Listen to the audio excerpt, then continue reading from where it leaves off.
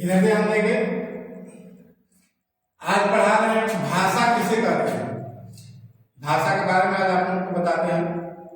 पहले वाले वीडियो में हम बताए थे व्याकरण किसे कहते हैं, उसका परिभाषा बताया था आप लोगों को।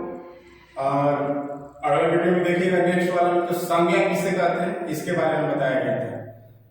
और खास करके जितने भी लोग इस वीडियो को देखते हैं चैनल को जरूर सब्सक्राइब कीजिएगा और लाइक भी कीजिएगा, और साथ साथ जो भी दिक्कत होगा कमेंट में जरूर लिख करके भेजेंगे। इस बात को ध्यान दें। इधर ध्यान देंगे, भाषा किसे कहते हैं।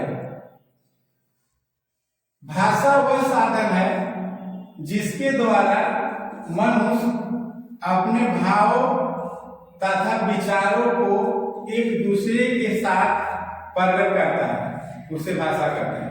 यानी भाषा की परिभाषा एकदम सरल है। भाषा क्या है? जो हम लोग बोलते हैं उसको हम बोली भी कहते हैं, भाषा भी कहते हैं। यानी भाषा क्या है? जो जिसके द्वारा मनुष्य अपने भाव या विचार को एक दूसरे के साथ प्रकट करते हैं, उसको क्या कहते हैं? भाषा कहते हैं। भाषा दो प्रकार के होते हैं, देखिएगा। भाषा मुख्य रूप से दो प्रकार के होते हैं। यानी भाषा मुख्य रूप से दो प्रकार का होता है। पहला है लिखित भाषा और दूसरा है मौखिक भाषा। अभी बताया कि मुख्य रूप से भाषा दो प्रकार के होते हैं। पहला लिखित भाषा, दूसरा मौखिक भाषा। अब दोनों की परिभाषा है। पहला क्या है? लिखित भाषा किसे कहते हैं? जो लिख कर एक दूसरे के साथ प्रकट करते हैं उसे लिखित भाषा कहते हैं। जैसे लिखित भाषा में क्या होता है? यानी हम लिखित के मतलब होता है लिखना।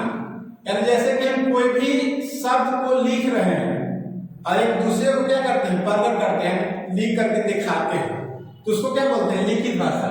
जैसे कि पत्र लिखना, अगर हम पत्र लिखते हैं तो पत्र लिख करके किसी और को देते हैं कि देखिए या पढ़िए उसको, तो उसको क्या करते हैं? पढ़ते हैं। यानी लिख करके हम प्रकट करते हैं। जो भी चीज को हम लिख करके प्रकट करते हैं उसको लिखित भाषा कहते हैं। दूसरा होता है जैसे मौखिक भाषा।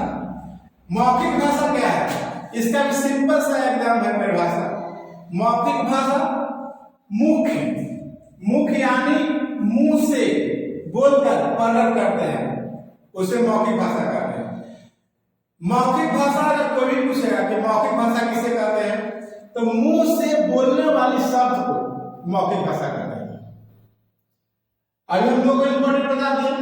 अब मौखिक भाषा में कोई पूछेगा कि जैसे भी एग्जाम्पल बताइए। यानी देखते हो कि घर में सबका मोबाइल फोन होगा, सब लोग यूज करते होंगे, तो मोबाइल फोन भी यूज करते हैं। जब फोन आता है तो हम लोग क्या करते हैं? उसको उठाते हैं तो क्या बोलते हैं? हेलो। यानी हम लोग मुंह से बोल रहे हैं।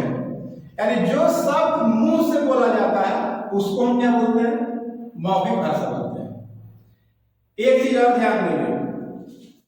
एक चीज क्या है कि मुख्य रूप से अगर कोई पूछता है कि भाषा कितने प्रकार के होते हैं, दो प्रकार के, मौखिक भाषा और लिखित भाषा।